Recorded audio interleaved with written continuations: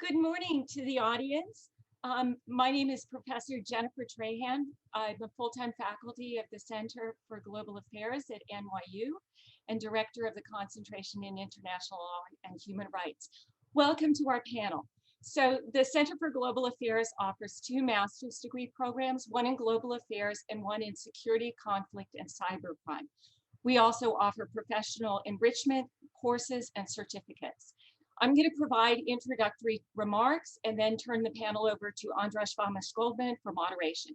After the panel, there will be time for audience questions, so please put any into the Q&A function.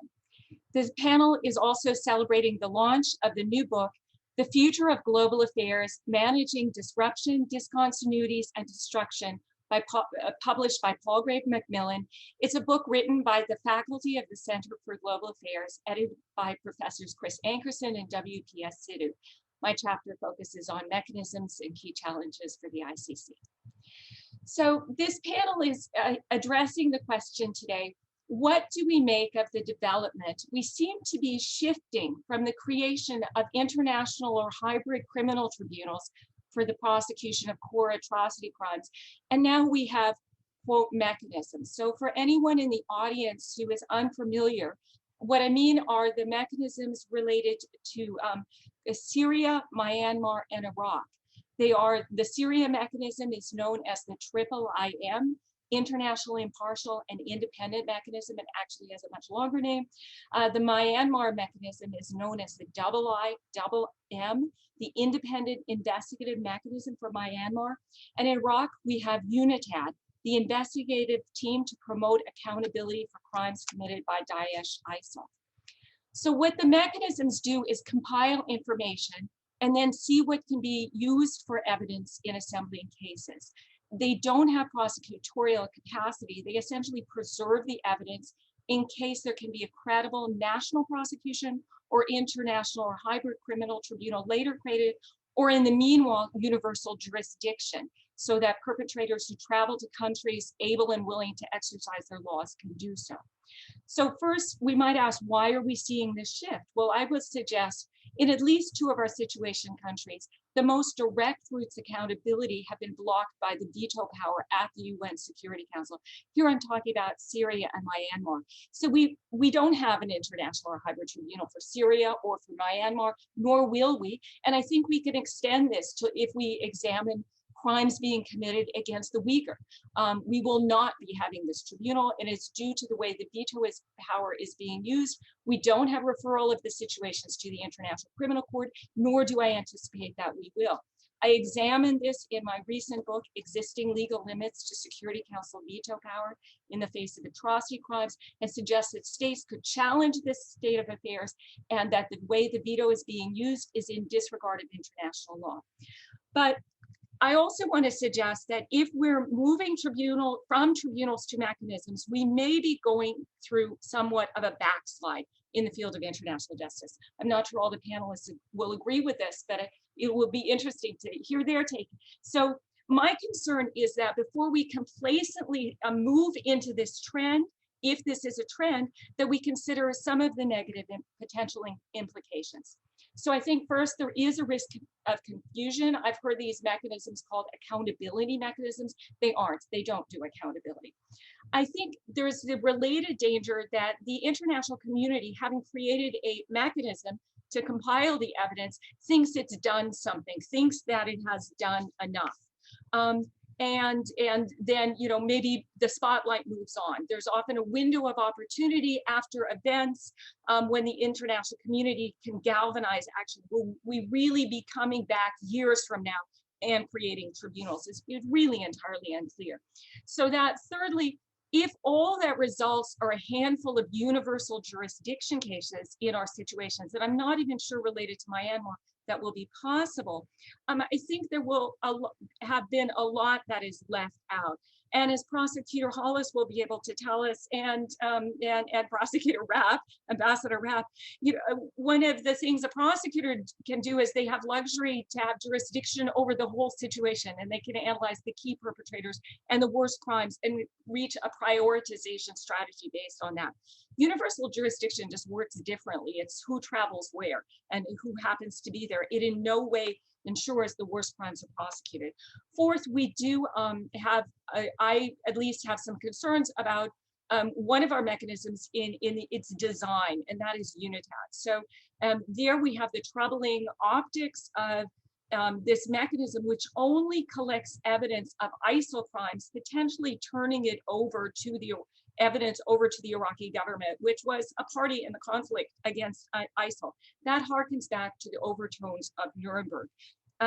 UNITAD,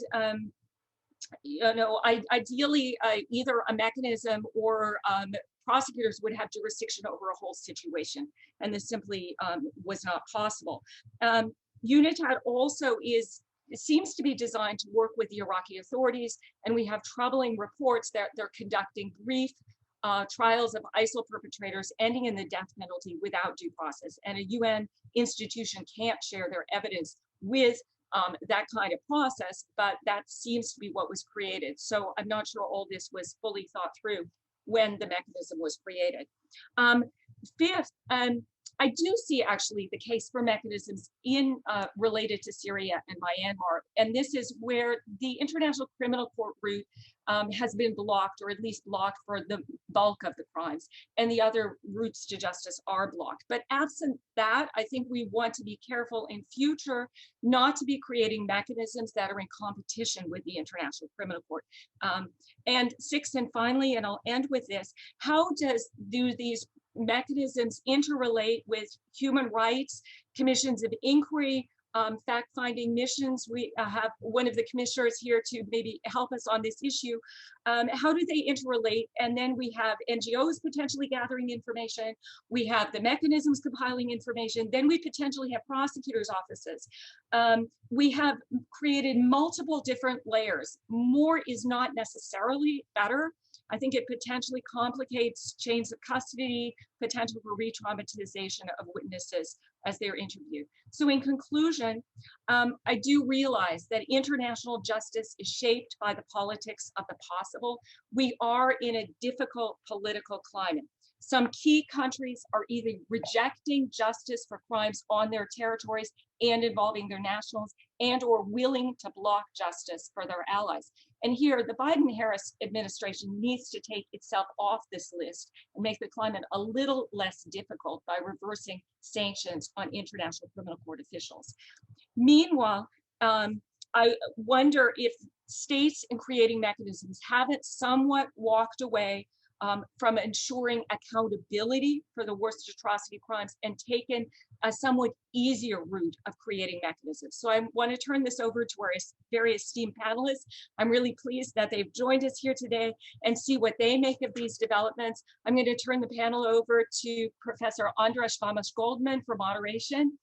He's formerly founder and executive director of Justice Rapid Response and an adjunct professor teaching on the faculty at CGA. Thank you, welcome Andras, and welcome to our panelists who I think can turn their videos on as well. Thank you, Professor Trahan, and I'd like to join Professor Trahan in welcoming everyone to today's panel discussion.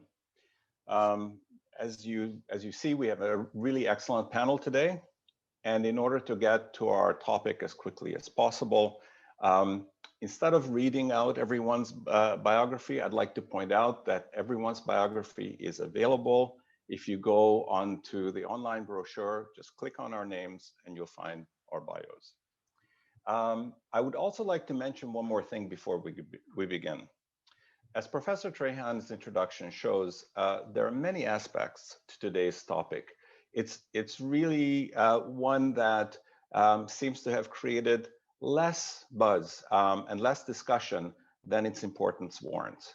So we chose very carefully a panel that is selected on the basis of the variety of perspectives that they can bring to this discussion, to make sure that every side, every angle, every interest in looking at investigative mechanisms versus accountability mechanisms and the long-term impact on international justice can be looked at.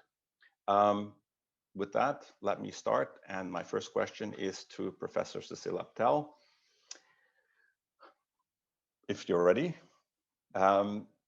Professor Abtel, you were instrumental in translating the mandate of the International Impartial and Independent Mechanism for Syria into a functioning entity. The IIIM, as it is called, was the first mechanism limited to investigations. All previous internationally created bodies dealing with core international crimes were able to prosecute and hold accountable alleged perpetrators. Could you tell us about the challenges of creating a mechanism from such a new kind of mandate? More specifically, what did you have to do to make sure that the people did not mistake the IIIM for a mechanism that could hold perpetrators accountable? And how were you able to ensure that international criminal justice rules and practices would be followed? Thank you very much. And thank you, Professor Memus-Goldman and Professor Trahan. Really delighted to be here and discuss what is a fundamental topic in terms of where the field of accountability has been going over the last few years. So really going back to when that Syria mechanism, the first one of those mechanisms was established, it was the very first investigative mechanism of its sort to be established. And it's very interesting to go back into the context of December 2016, when the United Nations General Assembly formally adopted resolution 71/248 that created that Syria mechanism. This resolution occurred against a very specific background. I mean, there had been several attempts to have the issue of accountability in Syria addressed by the United Nations Security Council, and all had been really unsuccessful. The International Criminal Court that we've already mentioned here did not have jurisdiction over the alleged crimes committed in Syria. So it seems to me that through the resolution, through the adoption of that resolution and the creation of the Syria mechanism, in fact, the sponsors tried to push the limits of what was then politically possible in that case at the time, with a view to foster accountability. But it was really clear from the beginning that that mechanism is not a court, was not a court, it's not a tribunal. This was clear in the General Assembly resolution. In fact, and then we reiterated that in the terms of reference of that Syria mechanism that I drafted in the weeks that followed the adoption of the resolution, and also, and very importantly, in the first report of the UN Secretary General to the General Assembly that I also drafted in very early 2016.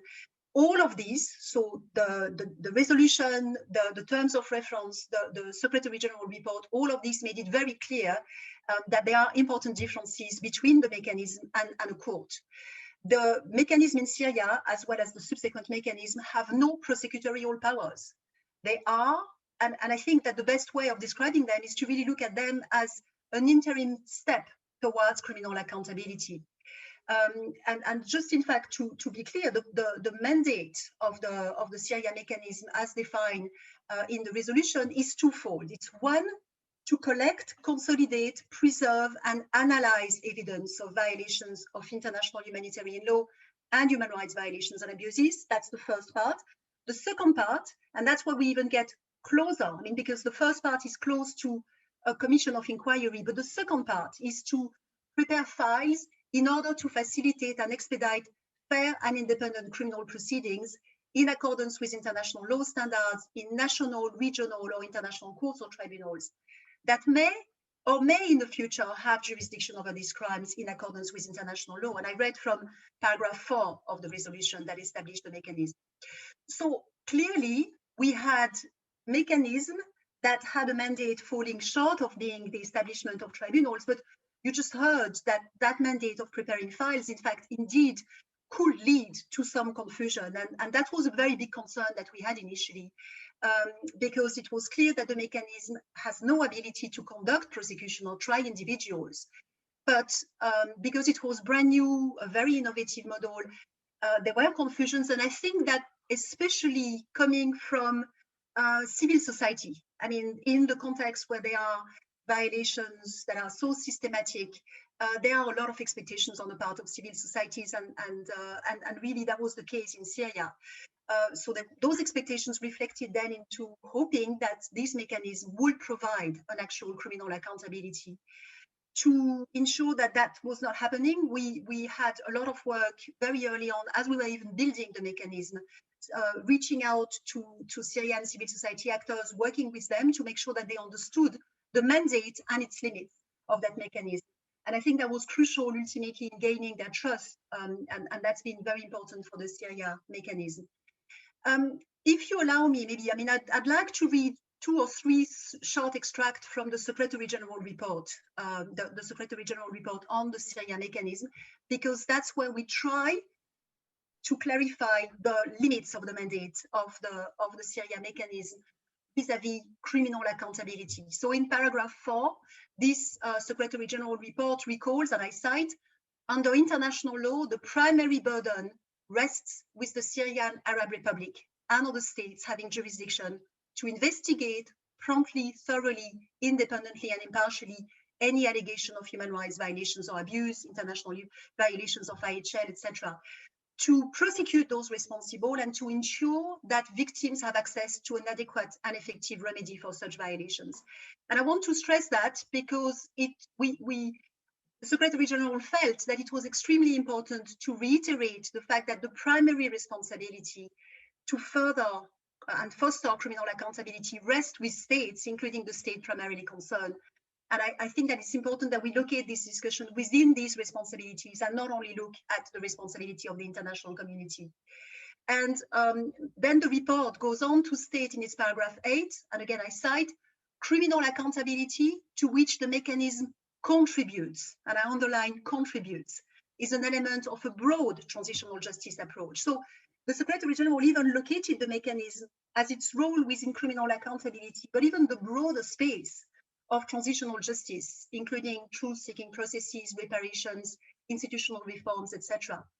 And last but not least, paragraph 32 of the report, and I cite the sentence, it says, in a sense, the mechanism has a quasi-prosecutorial function.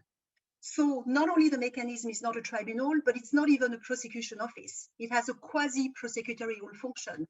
And that's what we really placed into that report to indicate the space of the mechanisms and again, the limits of that mechanism.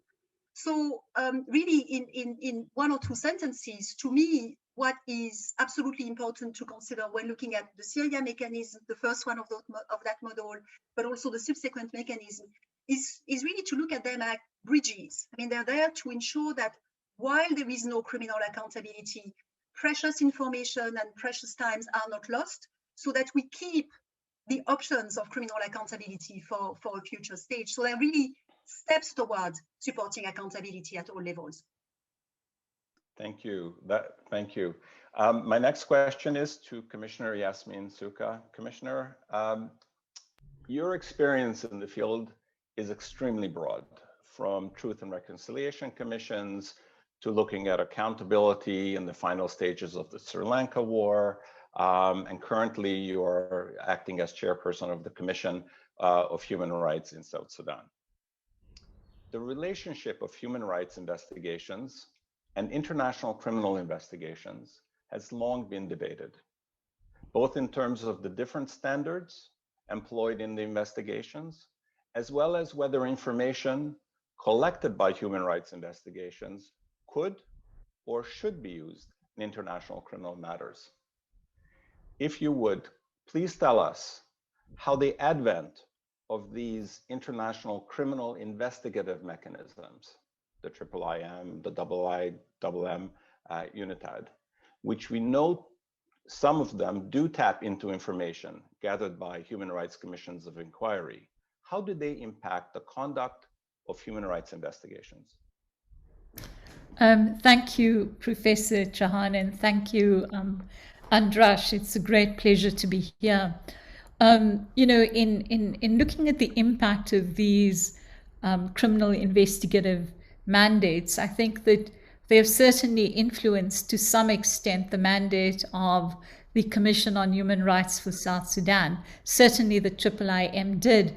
But I think it's useful to take a step back and to reflect upon the fact that in the case of South Sudan, the African Union had established a commission of inquiry to look into the atrocities that had taken place there during the 2013 period.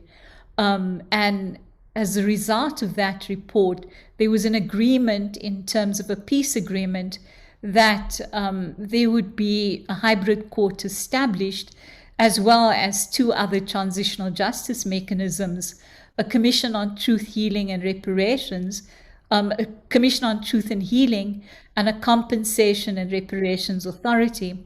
Now, of course, after 2015, there was quite a gap, and the country was still in an ongoing conflict. And so the Human Rights Council then established the Commission on Human Rights. And at that point, it was simply limited to a monitoring of the human rights situation.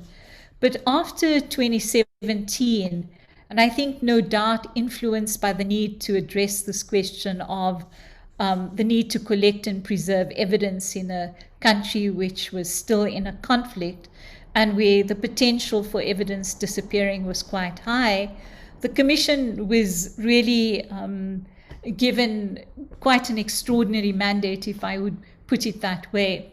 And so I think the Commission has been able to successfully manage its human rights mandate in a way which doesn't sideline, the sort of human rights concerns, or implicate the sort of need to classify individual criminal accountability. And here, of course, the first mandate was to monitor and report on the situation of human rights in South Sudan. The second mandate, of course, is the one which is quite interesting, and that is to determine and report on the circumstances and facts of alleged gross violations and abuses of human rights and related crimes, which is interesting language, and to clarify responsibility for the alleged gross human rights violations, abuses of human rights and related crimes, including sexual and gender-based violence and ethnic violence, with a view to ending impunity and providing accountability. And quite specifically, the collection and preservation of evidence was really in relation to providing this to the future hybrid court and the other transitional justice mechanisms. So I think what this commission reflects is really what Steve and many others have referred to as the accountability turn, in the way in which these mandates are being designed. And that's probably because of the inability in some instances to either establish a tribunal or a court, or in the case of the Commission on Human Rights, yes, you have the possibility of a court that the African Union Commission has to set up, but nobody actually knows when that is going to happen. And so what the Commission represents to some extent is this bridge for collection and preservation. Now, I think what was interesting for us is that the human rights investigation mandate was important because at the end of the day, as Cecile says, the primary responsibility for dealing with accountability is really the state concerned. And in this case, the human rights investigation mandate allowed us to deal with the government of South Sudan in a way constantly reflecting what their obligations were. But the second mandate, which is the clarification of responsibility, is really where we've interpreted it to include the notion of individual criminal accountability, but also the preparation of files. And in that context, we have, I think, identified 119 persons of interest over the last few years. And in fact, what we've done is collected the evidence which links them to these serious international crimes. And we've also designed a protocol which will ensure, what the basis is for the future hybrid court to have access to it, as well as the other transitional justice mechanisms. But more recently, I think what we've also been doing is looking at the question of what other purposes the evidence could be used for. Now, what this has meant, of course, is that the team is managing both a human rights inquiry, but it's also managing, this whole question of looking at individual criminal accountability. And obviously there, when you begin to look at the threshold that you use for the collection of evidence, and also looking at the crime scene, you have to also rely on the fact that you have other human rights investigations which are taking place, including being conducted by the peacekeeping mission out there. And so we've had to find a way in which to align our work with theirs, but at the same time be in a position to really deal with our mandate. I think initially the team didn't have enough investigators and lawyers who had the necessary experience, but this certainly changed after 2018. And I think the standard that we have been using is really for a sufficient basis to ground a future indictment by the prosecutor of the hybrid court, or in some instance, at least to begin a proper investigation. But that has certainly been the confidential part of our mandate, which we don't really disclose to anybody else. And these files that we have compiled are certainly meant for handing over either to the High Commissioner for Human Rights at some point, or the prosecutor of the hybrid court.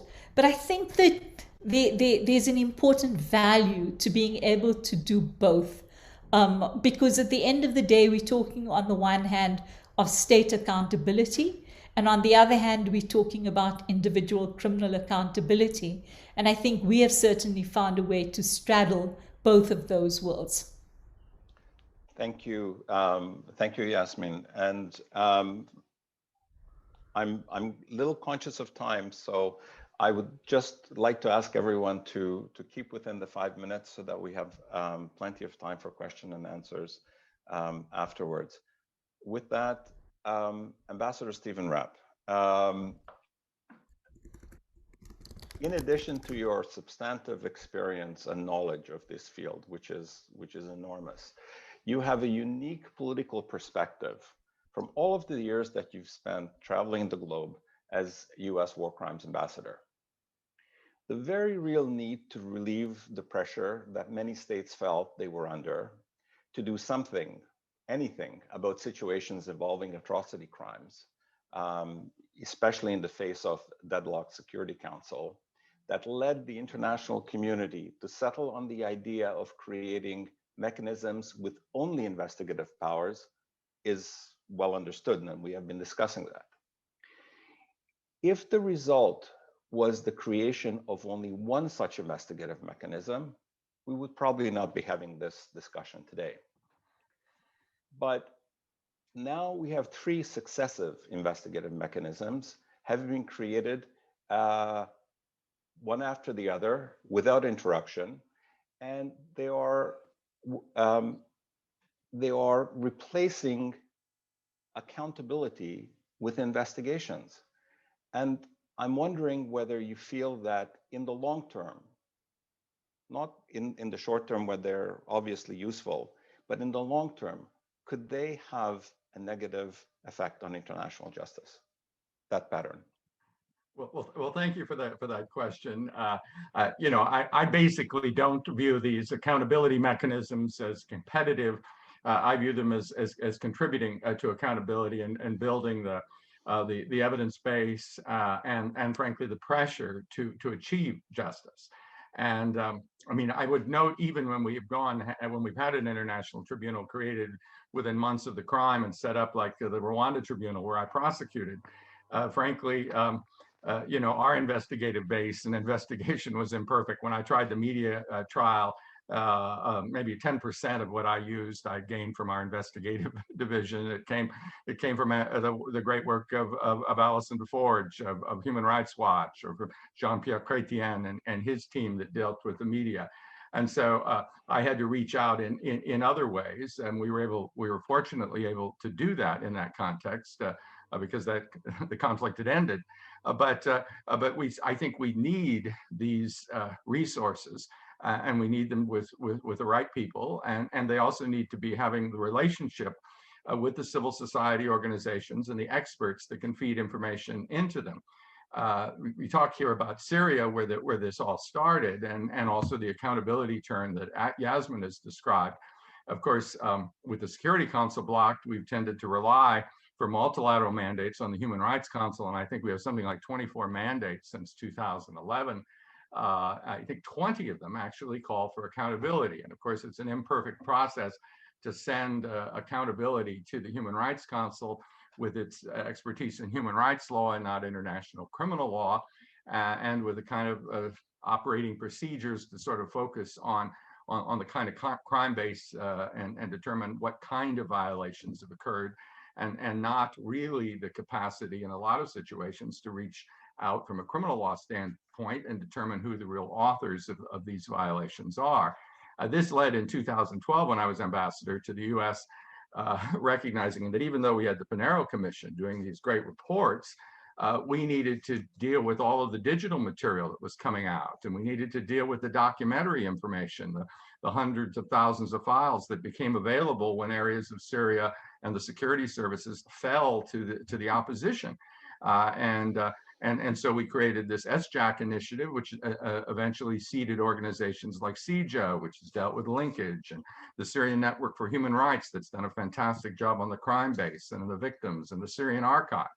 We were able to use eventually the OPCW, and for a moment, the Security Council with a joint investigative mechanism. And of course, the Russians vetoed the extension of that. We have the OPCW now with the so-called IIT developing information about attribution of responsibilities for chemical attacks, but they have no criminal justice kind of experience. And so you have all of these various groups that are working on it, and the idea of bringing that information to a mechanism with the criminal justice experience, with a case building mandate, et cetera, and also the ability to vet and verify, and to some extent neutralize this material, because obviously these other things are supported by donors who have a political interest, I think is a necessary step. But it can't be seen in you know, you have to look at the various aspects of what we have here: civil society, digital tools, Geneva with the ability to get a mandate without a veto, and then maybe potentially the possibility of justice at the national level, where you have prosecutors who can't really investigate abroad, and whose normal method of investigating abroad would be to send a request for assistance to the Turkish government that might not be answered for a year or more. And so they really need the assistance of both the civil society organizations with whom they may or may not be comfortable working, but particularly having the intermediation of an IIM. So that helps, I think, build the momentum for the kind of case that we had where we saw a judgment on Wednesday, the first of two defendants judged in Koblenz, but other cases are coming, chemical weapons cases even, as we've seen in Germany, and we'll see soon in another country. And frankly, I think it builds momentum, working with groups that are now looking at ways in which we might establish a multi-state court, maybe a little careful in this area, but a situation where states who may not have the capacity themselves could join this court and refer Syrian cases to a court that would pool the jurisdiction and the skills of various states. But that organization will need all of the bricks and mortars, all of the evidence that's built up in the first place. And the ICC is as I note, even when it gets into a case. I mean, we've seen the thinness of the investigation in Kenya. We see a court with, I think, 72 investigators, you know, in a dozen different situations. I mean, think of what happens in our national system when we have a complex crime, and how many hundreds of people may be involved in investigation. It's ludicrous to imagine that this institution could ever adequately investigate one of these massive crime scenes when it's got all of these other situations. And you know yourself, Andres, the state parties aren't going to increase the investigative capacity by 500% or something, which they would really need to do if people were serious about this. So where are they going to get their material? Even where they do have jurisdiction, like they do in the Myanmar situation with the forced deportation, they can reach out to Nick Kunjan and the IIMM. which is working with civil society, et cetera. So I think this is, we're building something here, even without the Security Council and into objections from China, Russia, or who knows whom about these situations. And this is the way the globe can work, even with these headwinds that are blowing against human rights and accountability. Thank you. Thank you. Prosecutor Hollis, Brenda, you have a well-earned reputation for being a straight shooter's straight shooter. So I want to ask you this. You have hands-on experience in many aspects of international justice, including as a prosecutor of more than one international accountability mechanism.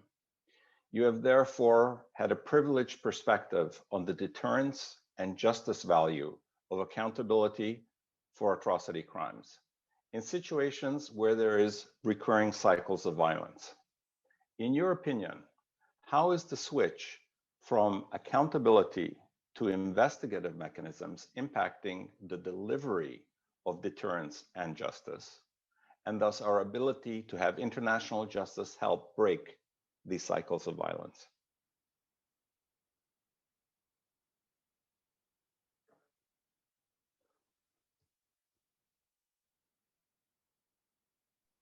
I think this idea about deterrence is sometimes overrated. You certainly deter the person you put in jail. The question about how much you deter world leaders who think they may never be brought to justice. They may be able to escape justice completely and they're very rich from all their wrongdoing. I'm not sure that general deterrence is that broad. But to the extent that there is such a thing as general deterrence, I agree with Stephen on this. I think accountability mechanisms have, in essence, bifurcated the justice process. And we have used the art of the possible to create what we can create to collect what could become a criminal proceeding closer in time to when the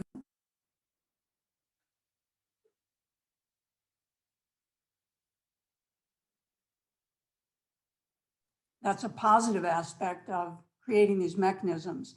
It gives us a much closer in time collection of potential evidence before it can be lost, destroyed, altered, or before you come up with a communal version of events, either from the perpetrators or from the victimized community. So in that sense, I think it does help to eventual accountability and deterrence, but that to me only happens when you reach the accountability phase, which these mechanisms don't do. Now, of course, there's pros and cons to the mechanisms. If they are staffed correctly, then they would allow collection, analysis, preservation of information by individuals who are skilled in the criminal justice process for collecting, analyzing, and preserving evidence, which would enhance the possibility that what they do collect would be relevant to future proceedings and that it would actually be admissible. So I think that is another positive.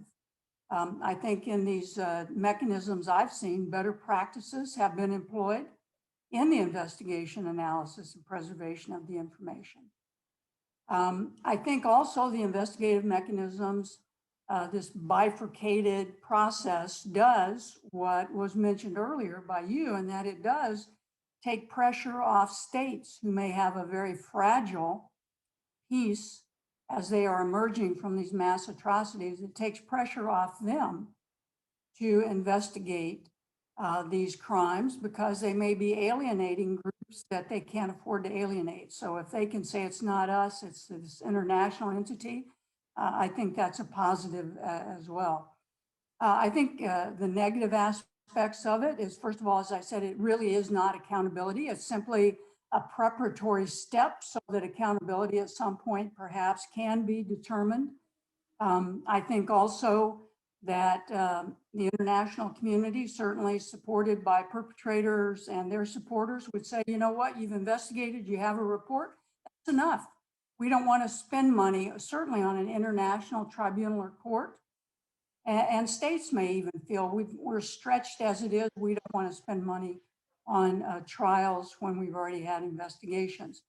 I think also, as I think Jennifer mentioned, it can lead to selective investigations because they only get the mandates that are politically negotiated. Now, investigating one group that's done bad things, that's not completely bad.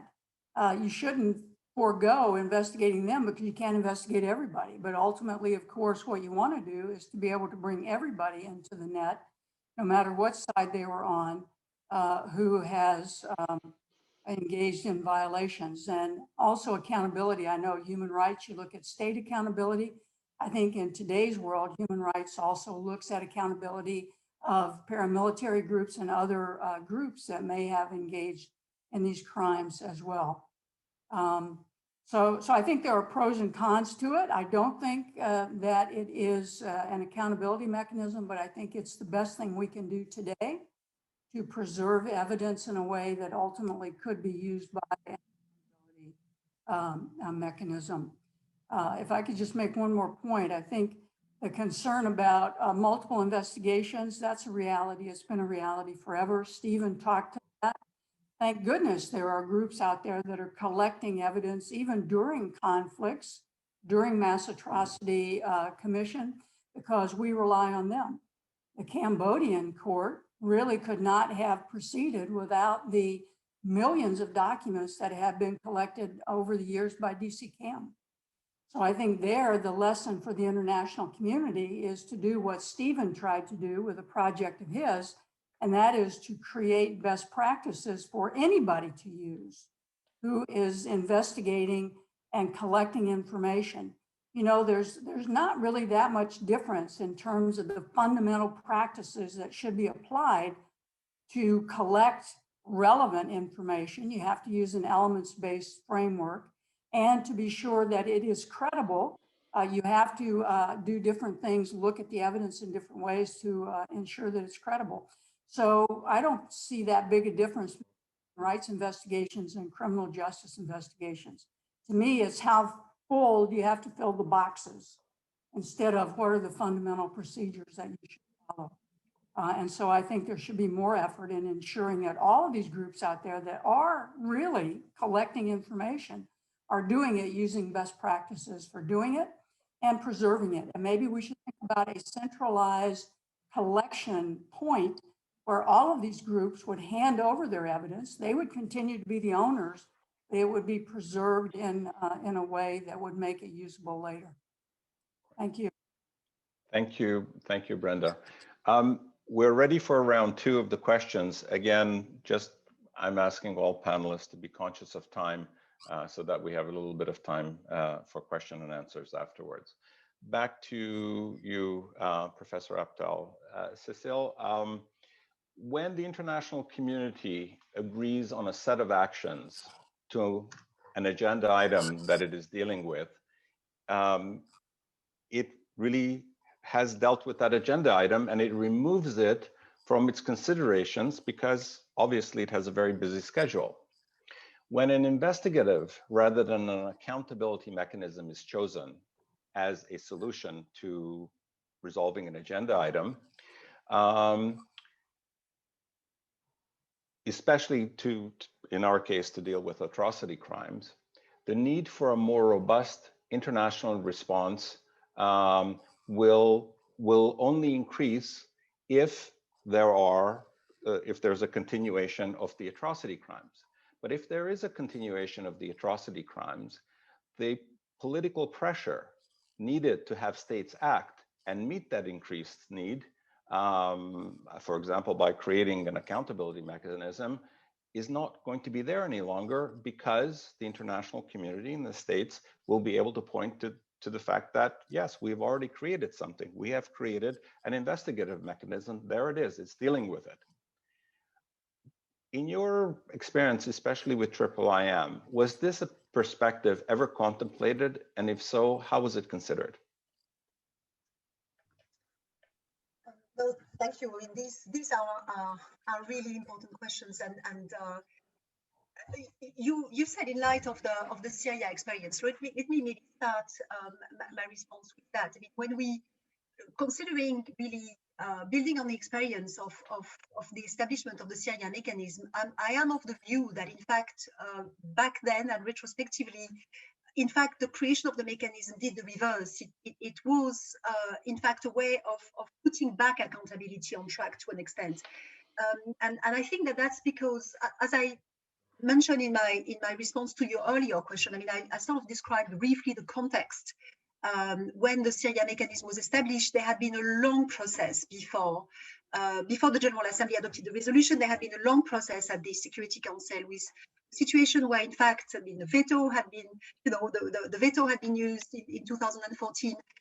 So there were efforts at fostering criminal accountability, but they were short of a mechanism. There was primarily the Commission of Inquiry that had been established by the Human Rights Council and that continues to exist to today. So it's been operating in parallel with the Syria mechanism.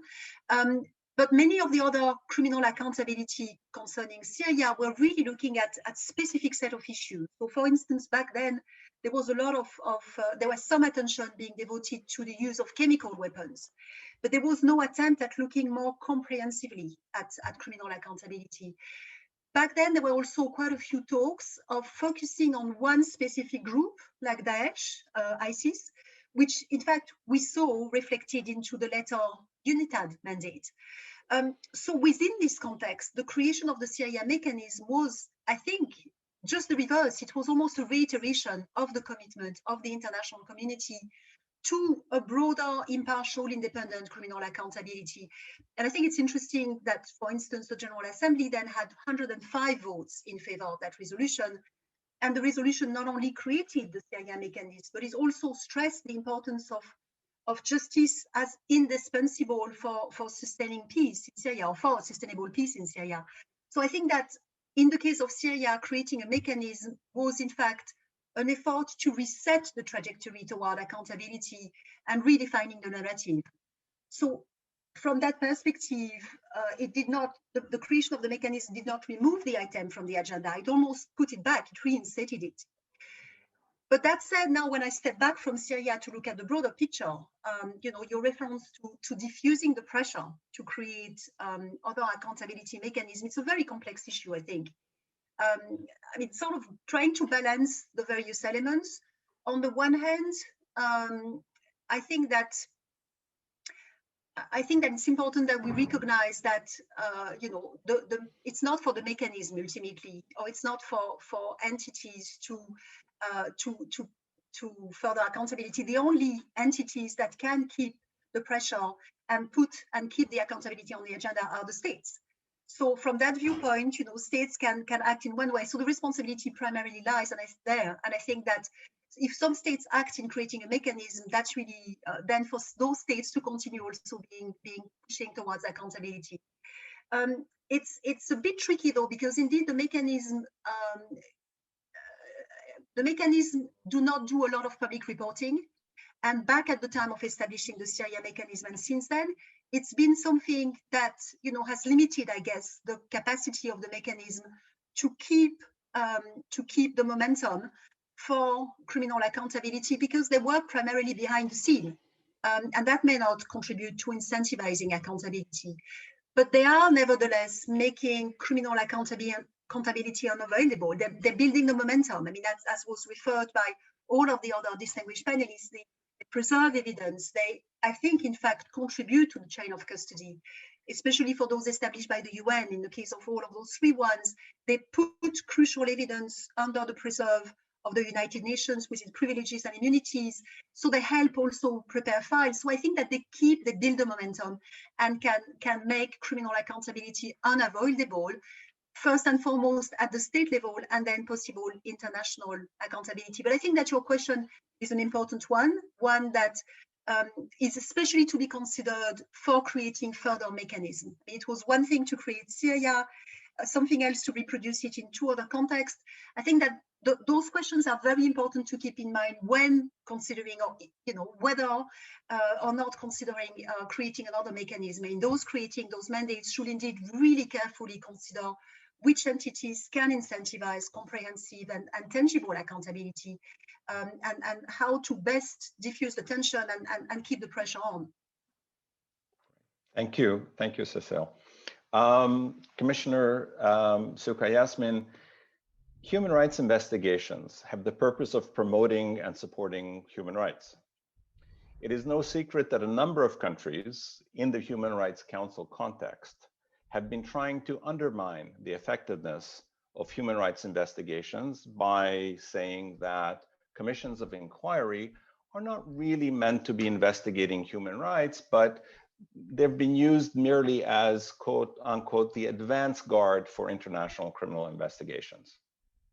This debate has been ongoing even well before these mechanisms, these investigative mechanisms have been set up.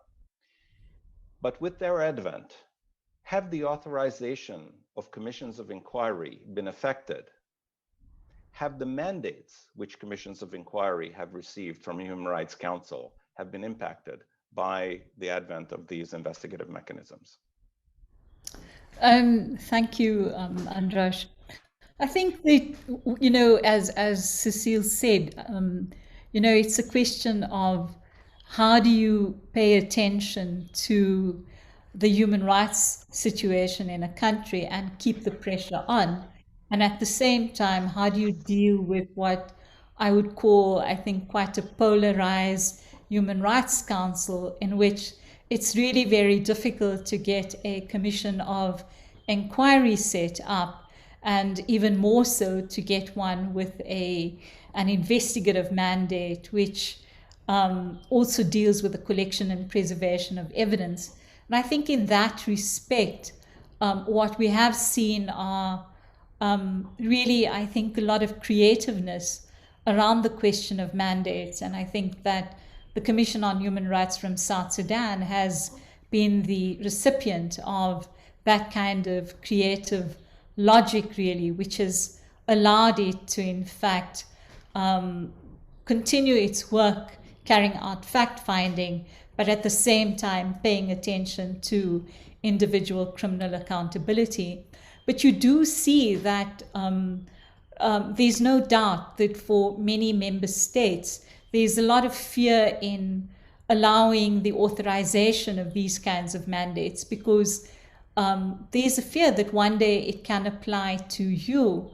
And, you know, right now, when you look at what is happening in the council around the question of Sri Lanka, for instance, you've had a resolution in 2015 which talked about promoting accountability and reconciliation as well, recognizing, of course, that the state of Sri Lanka has the primary responsibility to really deal with these questions of accountability.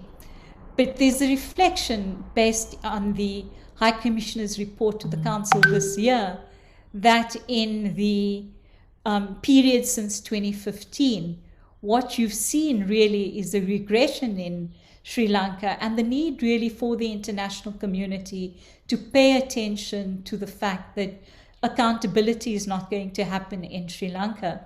But when you look at the wording of the zero draft of the resolution that is out there, which contains some reference to ongoing monitoring by the Office of the High Commissioner for Human Rights, but at the same time also looks at the possibility of collecting and preserving evidence, recognizing that there's an extraordinary archive out there of war crimes evidence.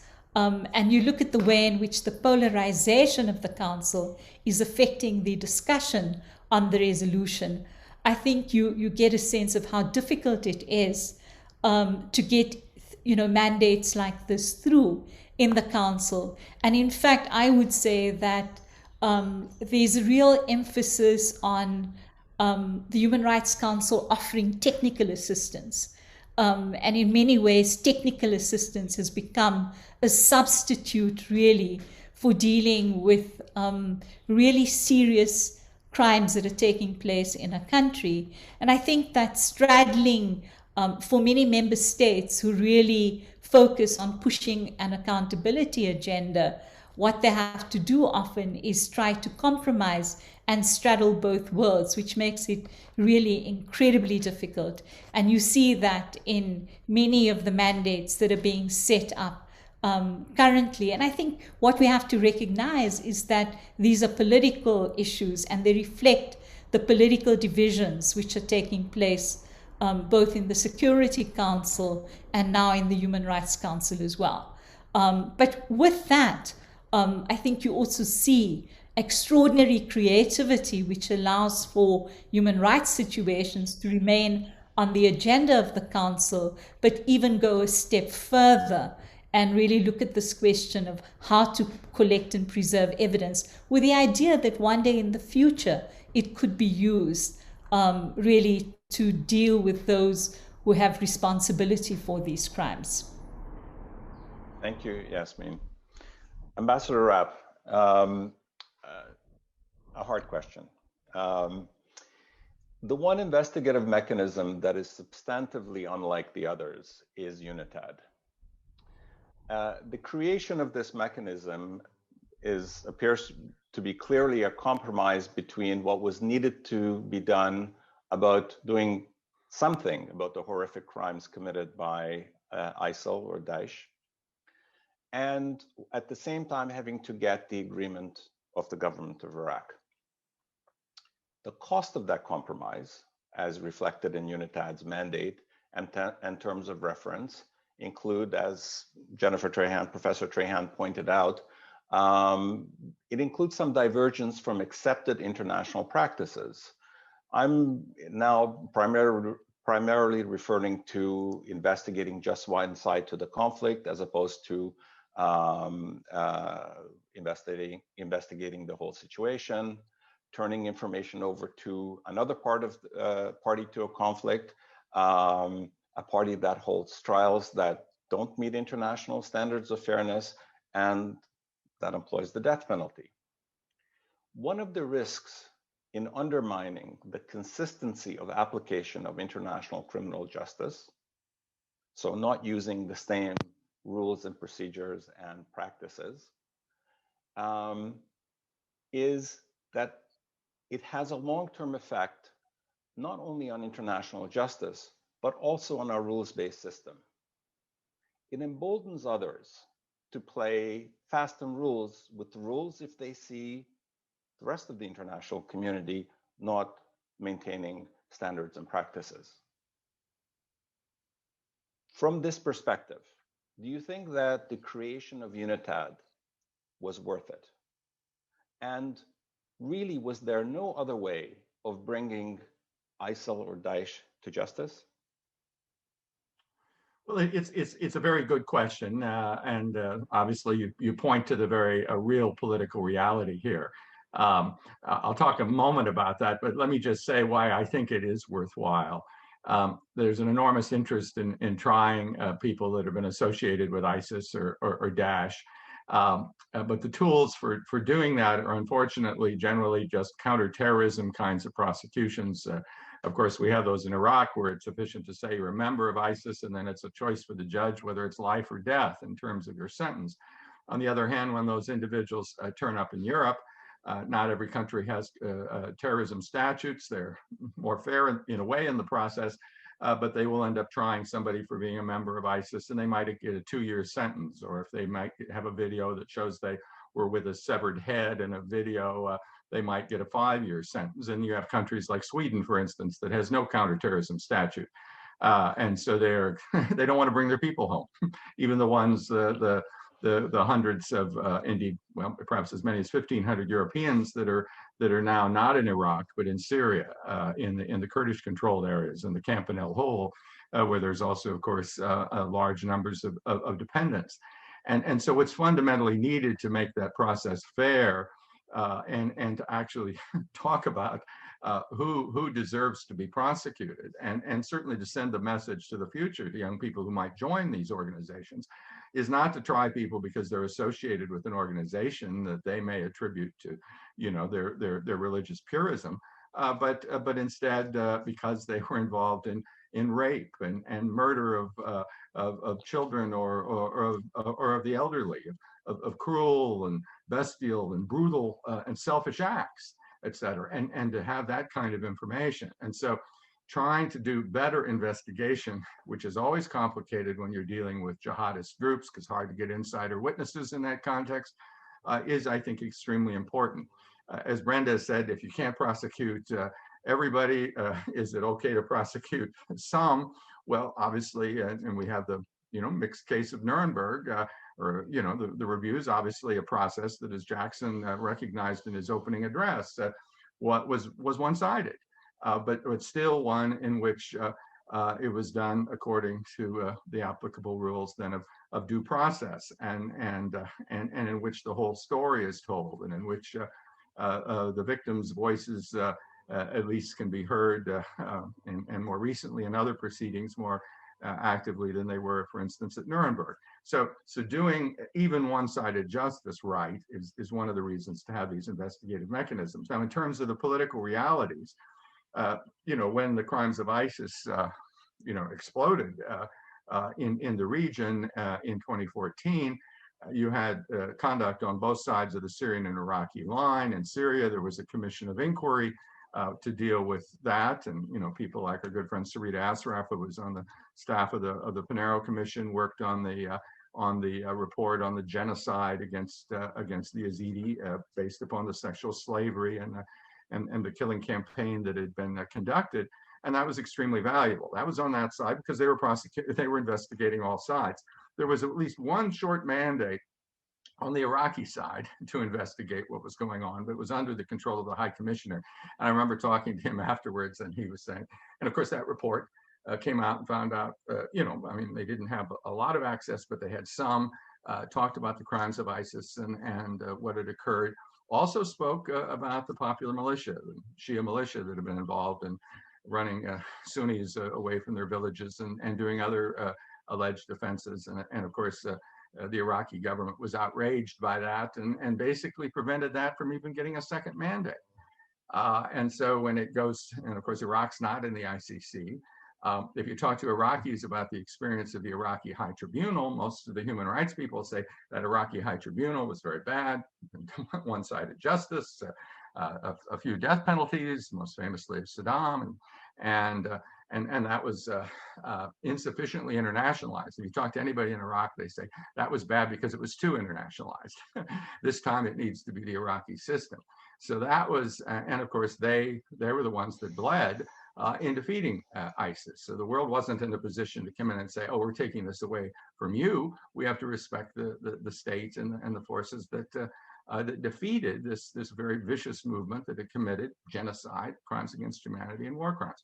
And so there was that deference there. But this effort, it's a bit of pushing with a string, as I say, working with the Iraqis to build evidence, to develop cases that are conduct related, that give access to the victims, particularly the Yazidi and Christian survivors of the sexual slavery and genocidal and persecutive conduct. So that is having some effect. Not enough, at least at present, as I understand it from UNITAD. Karim Khan, who's outgoing from that position, has talked about the need to establish a kind of a mixed tribunal of some kind. Cited the Nuremberg example, and of course, there is ways in which the UNITAD is benefiting cases like a recent one that was filed in Finland. So it's not just Iraq, but obviously what's really needed is now to build to some kind of mixed tribunal in the Kurdish region and perhaps in Baghdad, where we could have something closer to the kind of justice that would meet all the necessary standards and be cases based on conduct. But given the political context, it remains challenging. And sadly, with the exception of cases, particularly one in Germany, we really even haven't had good cases presented about the sexual violence and sexual slavery and the genocide, which so devastated the Yazidi community and had such a profound impact and devastating and lethal impact on Yazidi women and girls. Yeah. Thank you, Stephen. Last question before we turn to the Q&A. Brenda, given the ongoing impasse in the Security Council. The international community appears to have become resigned to taking whatever action it can to gather whatever action it can take, given the political will that it can gather in response to atrocity crimes.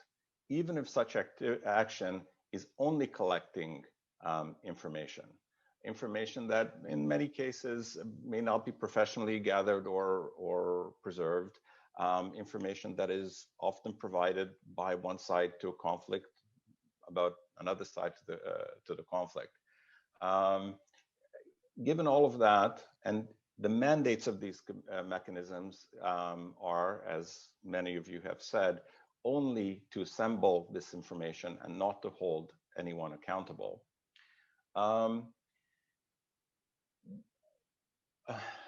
My question really is,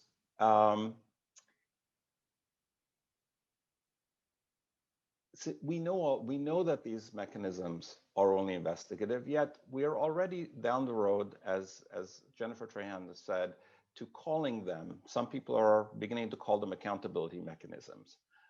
There is even a discussion that maybe we should create a global standing investigative mechanism. You may not agree with this, but is it so difficult to foresee the results of misleading populations to believing that effective international action has been taken to hold perpetrators to accountable just by having these investigative mechanisms? People understand that investigations don't automatically equate to accountability, that a direct link to deterrence and justice isn't made just by having an investigation. Is the resulting erosion and trust in international justice, and maybe even our rules-based system, is it worth it? Brenda?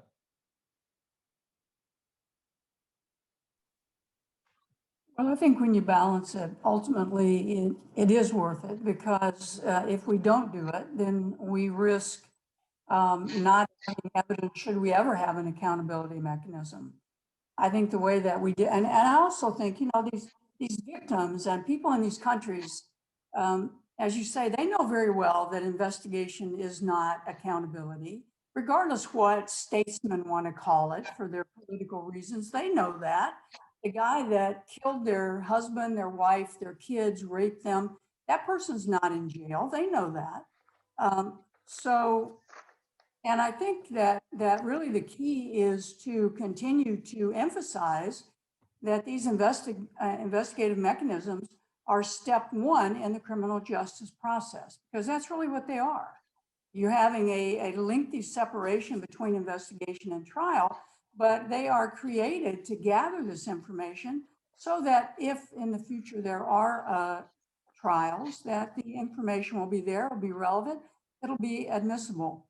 I think one of the things that erodes trust in international justice more than investigative mechanisms is what I think is this pie in the sky thinking that states that were involved in committing crimes, that crimes were committed on their territory and they allowed it, somehow or should be the primary ones to investigate and prosecute. That's not going to happen. And if it does happen, it's certainly not going to happen impartially, independently, and fairly. Either perpetrators are not going to get a fair trial, or victims are not going to get a fair hearing. So I think that there's this idea, we'll give it to the states because it's cheaper. The international community doesn't theoretically have to pay as much. But I think we forget why we created international courts in the first place. And that's because justice would not and could not happen at the state level. And I think that that's one of the reasons the ICC has the problem it has. You know, they could have achieved the same result by giving primacy outright to the ICC, with the stipulation that if the ICC determined that a state could independently, impartially, and fairly investigate and adjudicate, they would give the cases to them. But instead, they came up with this convoluted mechanism that has just the opposite premise. And I think that erodes international trust certainly trust by victims. The victims in Syria aren't going to believe that the Syrian government's going to give them a fair hearing or even try any of the cases. So to me, that's the bigger erosion of trust internationally, is thinking that these states that were involved in these atrocities are the ones who really should be trying and investigating them. So that part, I think the investigative mechanisms are a good step forward.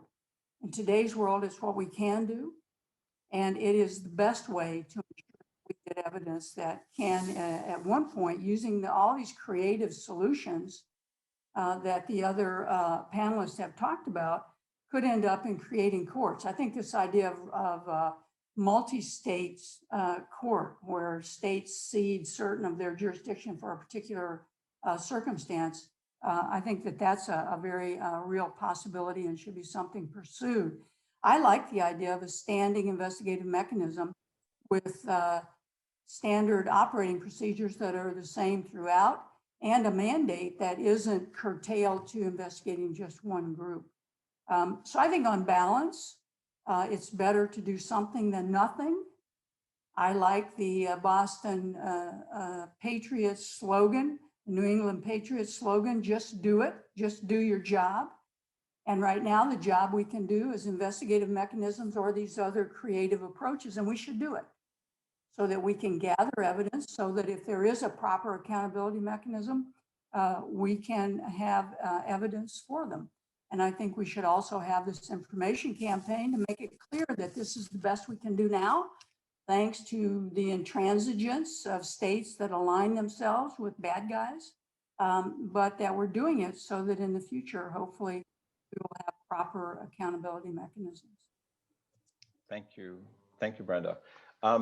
And let me thank all panelists for their comments. I would now like to turn the floor back to Professor Jennifer Trahan, who has collected some of the questions from our audience and will pose them to the panelists. Great, Jennifer? thank you so much. What a wonderfully rich panel.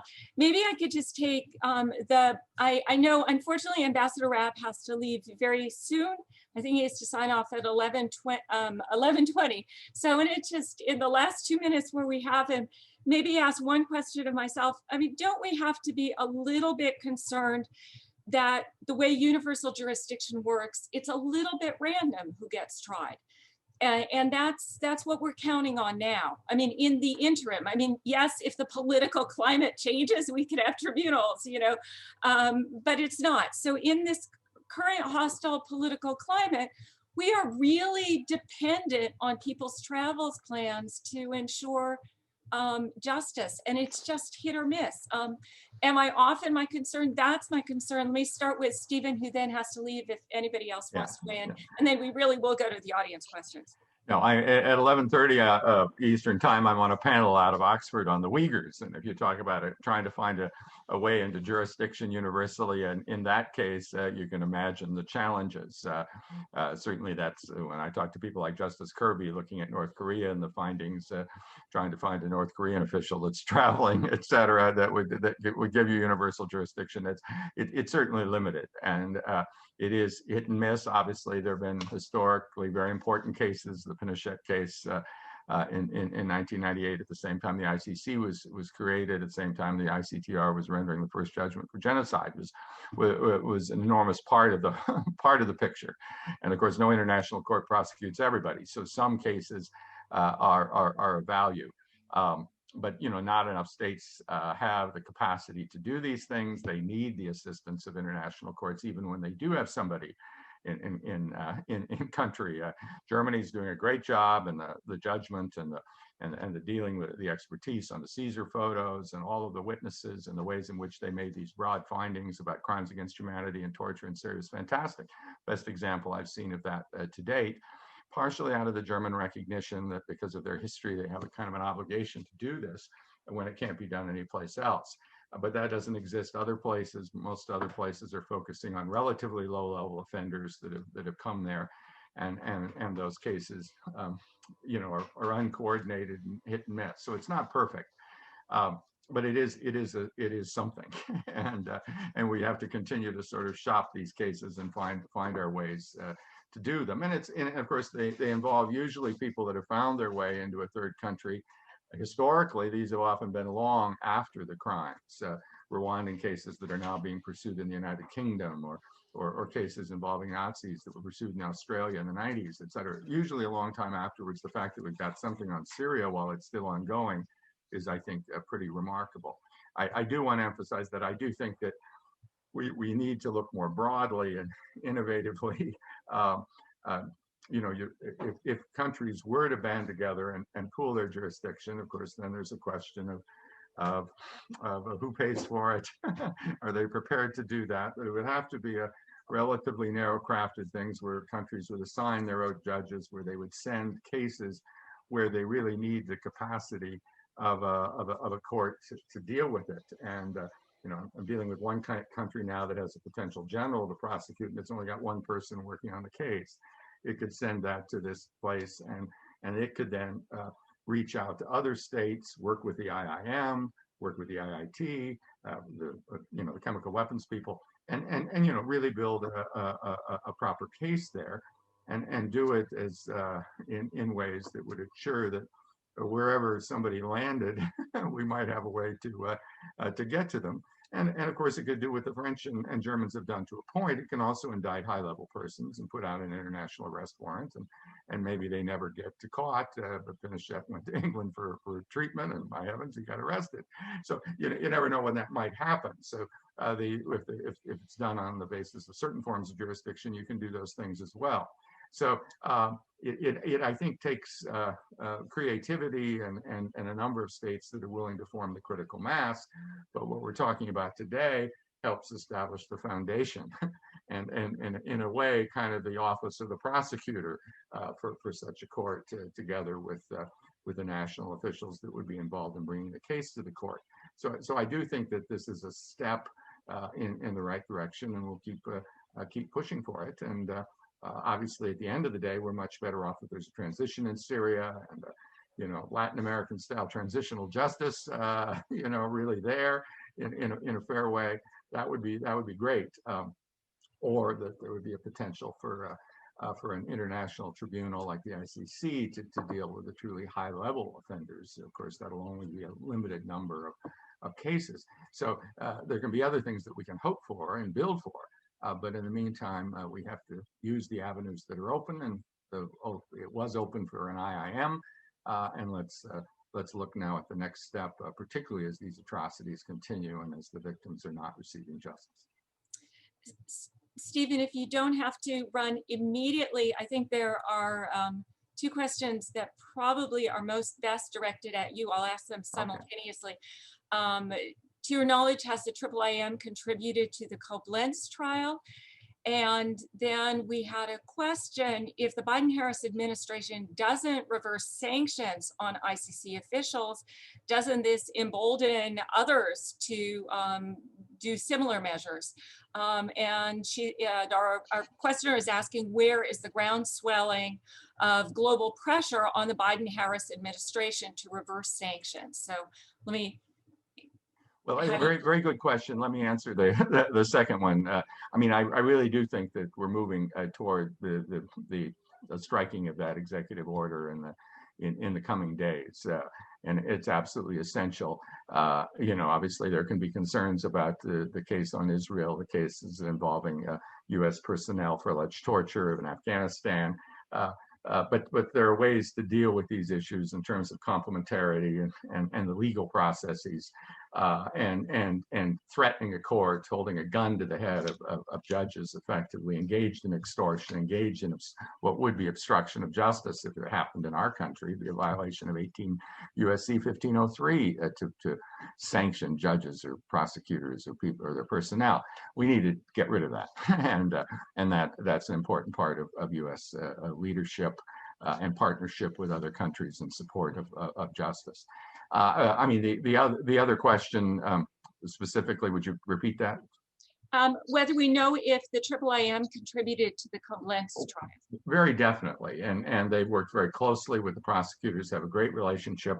Obviously, the case began to be developed even before the IIM was on the scene, and CIJA, frankly, provided a file on Raslan that had already been building when the Germans came to visit, 50 pages of evidence on him. And but frankly, the IIM has assisted the Germans and others, and in the surveys that I've done as part of research in the last year, the IIM gets extremely high marks from national prosecutors in universal jurisdiction cases and in units as very customer friendly, much more so than they were used to in Geneva processes. Not that there wasn't a will in Geneva, there was just always the difficulty of the way of being able to follow up and of getting approval from OLA and everything else. People said they were getting an average of 3 years to wait to get any answers, but that's not the situation with the IIM. So I think it is doing a very positive work in that area. And I should also note very positive work with the civil society organizations through its Lausanne process, because it really, you do have to keep in mind at the moment, the IIM isn't really doing investigations. It's collecting other people's investigations, including that of the Pinero Commission and of civil society organizations, and collating and verifying and building it and analyzing it and using the digital tools. And so I think that's it's contributing in very positive ways, and did contribute to the Koblenz trial. Well, thank you so much. I'm afraid I'm about to make you very late for, I've got 3 minutes to begin talking there. Great to be with you. Okay, bye-bye. Bye-bye. So let me ask then to the other panelists. I think this is maybe for Professor Aptel or Prosecutor Hollis. Is there a concern of illegal collection of information? And if so, is there a system of oversight, quality control in place to prevent inadmissibility of evidence?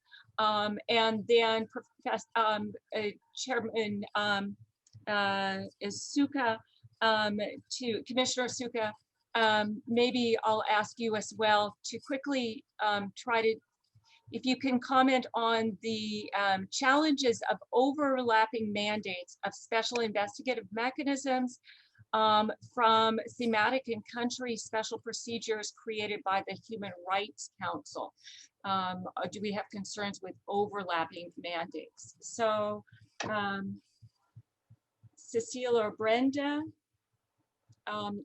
illegally obtained evidence, and anyone want to tackle that? Sure. I think that it becomes a little tricky if you are handing evidence over to states, because states may have different rules about what is illegally obtained evidence.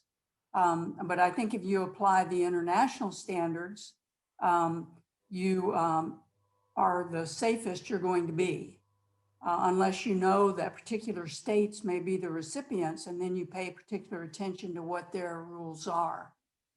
So again, I think, and also it goes back to the type of people that you put on these investigative mechanisms. How experienced are they? How conversant are they with international standards in relation to appropriate investigation, illegal investigation, et cetera? But again, it could be specific to a state. Some states may have lower standards and other states may have higher standards. They may interpret basic standards differently. So I think the important thing would be to apply what are accepted based on the practice of these international courts and tribunals, what are accepted as proper investigative methods and what are not. Professor Aptel, did you want to weigh in on that? Maybe just a point, which is that I think the issue for the mechanism do operate under the United Nations privileges and immunities, and as such, I think it's less with the mechanism that maybe with civil society organizations that may have obtained information that then they convey to the mechanism, or in fact even to commissions of inquiries. And I think that then it's important to really see that, as Brenda Hollis was pointing out, I mean, there is the question of illegality is then going to be assessed according to the national standards.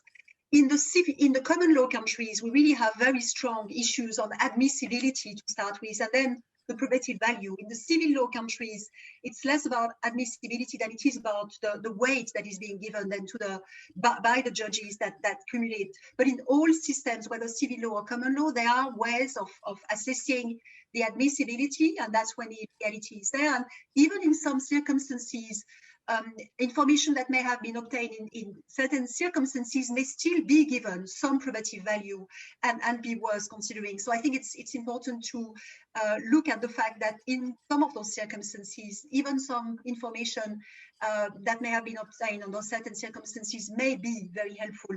As I have the floor, may I quickly say something, just because on the two very quick mention. One is that Ambassador Rapp was referring to the fact that those mechanisms can be steps towards establishing also tribunals. And I want to mention the precedent, which was the United Nations independent investigations in Lebanon that became, in fact, the Office of the Prosecutor of the Special Tribunal for Lebanon when it was later established. So we do have a precedent. It was not a mechanism, but it was a UN international commission that, in fact, actually became an Office of the Prosecutor once a tribunal was established. So it's an important precedent, which we haven't mentioned. And a quick response, if I may, to Brenda Hollis. Brenda, I completely take your point on the responsibility of states and that it can be a pie in the sky. I would just make the distinction between what we should have and what we have in reality. So what we should have is, and what we have under international law is the primary responsibility of states, including the state where the crimes have been committed. And it's extremely important for the coherence of international law and international human rights law that we reassert, and international humanitarian law, that we assert and reassert that primary responsibility.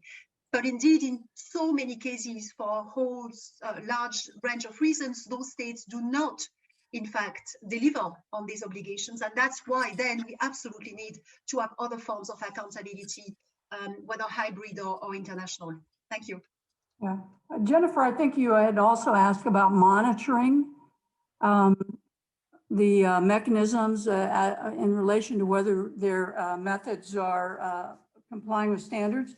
I think that ultimately the monitors are the people that you're giving the information to, because they either find that it's acceptable or it's not. Now, I don't know if these mechanisms have some oversight, like we had the management committee and things like that. I don't know if they have that.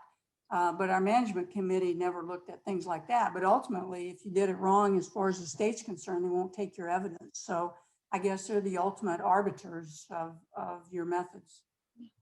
Commissioner Suka, so thank you both for that. The question about overlapping mandates, mechanisms versus, and of course, one of our mechanisms has been created by a human rights body. So, you know, do we have concerns, or how is this working? And you're still mute. Thank you for that.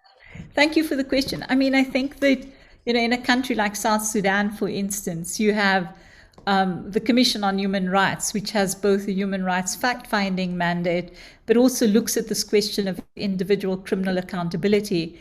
At the same time, you have the mandate of the Human Rights Division within a peacekeeping mission that is also doing some form of human rights fact-finding. And then you have an organ like the Security Council, which has a panel of experts who are collecting information for the purposes of providing information to the sanctions bodies so that individuals can be sanctioned. And I think that in this context, you always have to be concerned, and I think that's in any kind of context, the question of competition, the question of fatigue, and really I think the challenge of ensuring that the way in which you preserve the chain of custody it enables you to, in fact, ensure that you protect the integrity of the information and the evidence that you're collecting. And so in the case of, you know, South Sudan, for instance, right from the outset, we in fact began to engage around how we would work together but also how we would not tread on each other's feet, because I think that that can be a challenge in the kind of situation that we certainly found ourselves. I think the other, one of the questions that has concerned us recently is this question of who do we make the evidence available to? Initially, I mean, the mandate was quite clear that it would be for the prosecutor of the hybrid court when that would be established, and of course that it would go to the transitional justice mechanisms, the Truth Commission and the Reparations Authority. But increasingly, with the delay in the setting up of the court, the Commission has been approached by a lot of member states around can they access that information, and of course has been approached by some of these bodies around the question of access. And so this is where the IIIM, I think, has been incredibly useful, so that in the development of the protocol around who can access the Commission's information, how do you establish whether that's a credible accountability mechanism that is going to be looking at asking for that information? How do you ensure that you protect it and protect the rights of victims? Because I think all of us are concerned about what happened to many of the witnesses in Kenya cases before the ICC. And so uppermost in our minds are, of course, the question of how you secure witness protection and how you ensure the credibility of the process that you are involved in. So I think there are ways in which to manage those situations, but at the same time, I think overlapping mandates are something that happens in many conflict situations. Well, thank you so much. Unfortunately, we're well over time at this point. So, and I'm afraid there are a number of excellent questions as well that we have not been able to reach. I just want to thank the panelists and thank our moderator, Andras, for a terrific job. I hope this is just the start of a discussion, but I hope we can come back and revisit these. I think these are tremendously important issues. It really is. Where is this field of international justice going in the future, and is it going in the most productive direction, given the hostile political climate in which it often finds itself? So thank you so much for joining us, and thank you to the audience for joining us as well. Goodbye, everyone. Thank you.